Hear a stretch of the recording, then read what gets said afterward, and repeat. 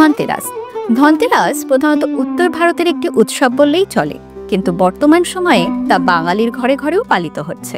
কিন্তু ধনতেরাস মানে কি শুধু সোনা রূপো এগুলো কেনা? এবং সোনার সামর্থ্য যদি নাও বা থাকে, তবে একটি নতুন ঝাড়ু বা নুনের প্যাকেট কিনতেই হবে। আচ্ছা, ধনতেরাস কি শুধু কেনাকাটারই উৎসব? নমস্কার বন্ধুরা, ধর্মধারার আজকের ভিডিওতে আপনাদের প্রত্যেককে স্বাগত জানাই।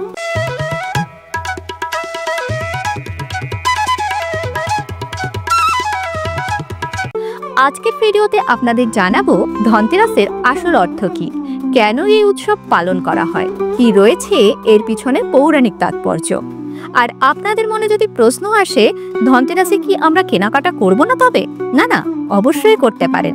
আপনাদের অর্থ যেখানে বিনিয়োগ করলে আপনাদের ভালো হবে তা আপনারা অবশ্যই করুন। শেষমেশ লক্ষ্মী লাভ নিয়ে কথা। কিন্তু আজকের ভিডিওতে আপনাদের জানাবো ধনতেরাসের মূল উদ্দেশ্য কি, তাই সম্পূর্ণ ভিডিওটি মনোযোগ সহকারে দেখুন। ভালো লাগলে লাইক করুন এবং আপনাদের মতামত নিচের কমেন্ট বক্সে অবশ্যই জানাবেন। চলুন তবে শুরু করা যাক।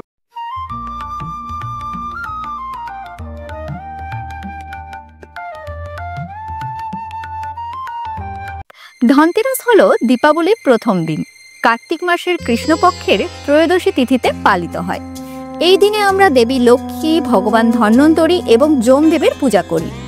কেন করি আমরা এই দেবদেবীর পুজো এই দিন? চলুন জেনে নিই এর নেপথ্যে থাকা তিনটি জনপ্রিয় কাহিনী।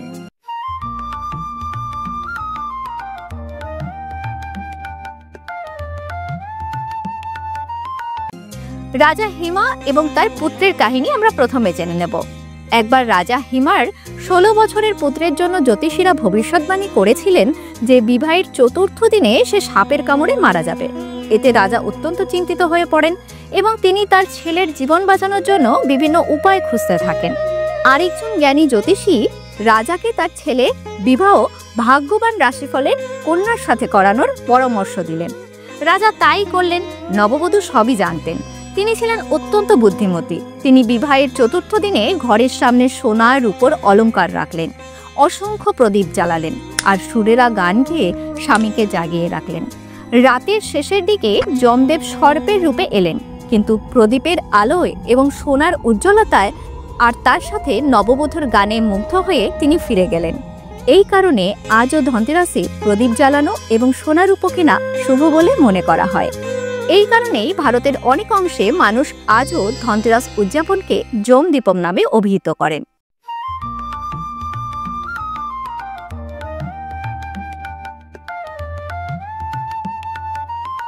দ্বিতীয় কাহিনী, ধন্বন্তরী ও অমৃত কলস।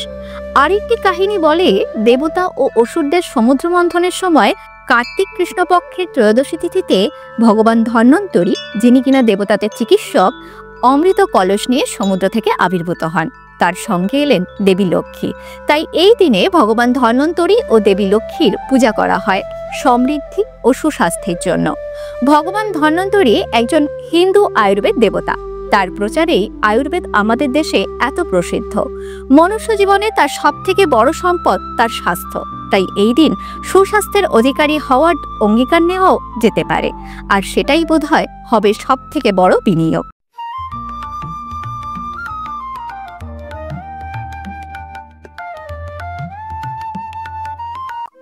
তৃতীয় কাহিনী, দেবী লক্ষ্মী ও কৃষকের গল্প। একবার দেবী লক্ষ্মী ভগবান বিষ্ণুকে তার পৃথিবীতে ভ্রমণের জন্য নিয়ে যেতে রাজি করিয়েছিলেন। যদিও ভগবান বিষ্ণু রাজি হয়েছিলেন, তবুও তিনি শর্ত দেন যে দক্ষিণ অঞ্চলে প্রবেশ নিষিদ্ধ।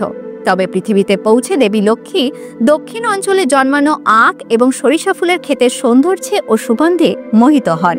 তাই তিনি তার প্রতিশ্রুতি ভঙ্গ করে দক্ষিণ দিকে চলে গেলেন, যেখানে তিনি ফুল তোলেন, এমনকি আখের রসও পান করেন। এতে ক্ষুব্ধ হয়ে ভগবান বিষ্ণু দেবীকে অভিশাপ দিলেন যে তিনি পরবর্তী 12 বছর ধরে সেই কৃষকের সেবা করার জন্য পৃথিবীতে কাটাবেন। আর যার জমিতে তিনি প্রবেশ করেছিলেন, দেবী লক্ষ্মী তার শাস্তি গ্রহণ করে। ভগবান বিষ্ণু দেবীকে অভিশাপ দিলেন যে তিনি পরবর্তী 12 বছর ধরে কৃষকের সেবা করার জন্য পৃথিবীতে কাটাবেন, যার জমিতে তিনি প্রবেশ করেছিলেন। দেবী লক্ষ্মী তার শাস্তি গ্রহণ করেন এবং পরবর্তী 12 বছর ধরে তিনি কৃষকের সেবা করেন এবং তাকে সমৃদ্ধ করতে সাহায্য করেন। 12 বছর পর যখন ভগবান বিষ্ণু দেবীকে ফিরিয়ে নিতে আসেন, তখন কৃষক তাকে যেতে দিতে অস্বীকৃতি জানান। এর ফলে দেবী লক্ষ্মী কৃষকের কাছে তার আসল পরিচয় প্রকাশ করতে বাধ্য হন। তিনি তাকে প্রতিশ্রুতি দেন যে তিনি প্রতি বছর ধনতেরাসের রাতে তার সাথে দেখা করতে আসবেন। তাই প্রতি বছর কৃষক দেবী লক্ষ্মীকে স্বাগত জানাতে তার ঘর দোর পরিষ্কার করেন এবং শীঘ্রই অন্যান্য লোকেরাও উৎসবটি উদযাপন করা শুরু করেন।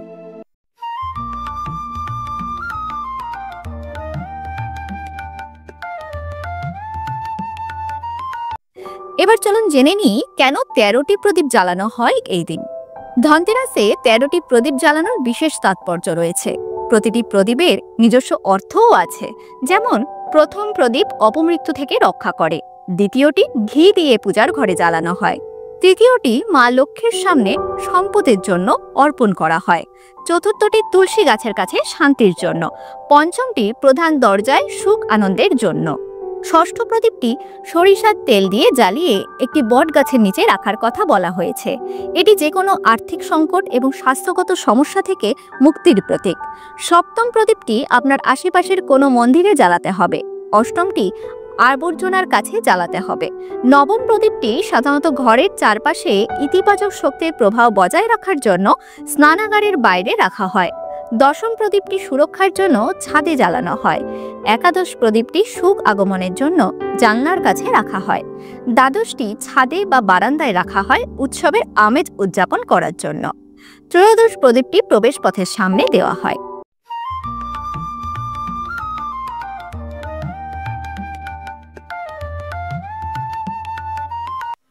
আচ্ছা, তবে কেন এই দিন সোনা রূপো কেনা হয়?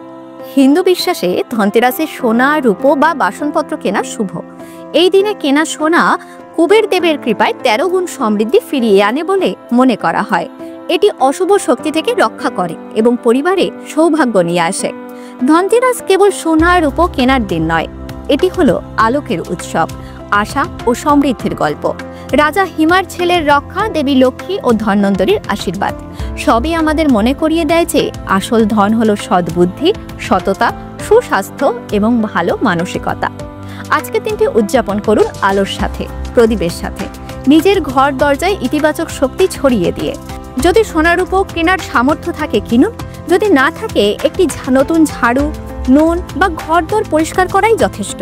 কারণ আসলে গুরুত্বপূর্ণ হলো মনোজগৎ আলোকিত রাখা এবং পরিবারে সুখ ও সমৃদ্ধি আনা। প্রতিটি প্রদীপের মতো আপনার জীবনেও আলো জ্বালান। প্রতিটি পদক্ষেপে শুভতা এবং সাফল্য প্রবাহিত হোক।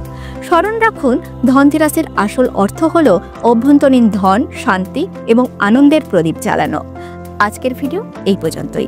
ভিডিওটি ভালো লেগে থাকলে এক্ষুনি আমাদের চ্যানেলটিকে সাবস্ক্রাইব করে রাখুন পরবর্তী ভিডিও সবার আগে দেখার জন্য। শুভ ধনতেরাস। আলোকিত হোক আপনার জীবন, সমৃদ্ধ হোক আপনার পরিবার। ধন্যবাদ।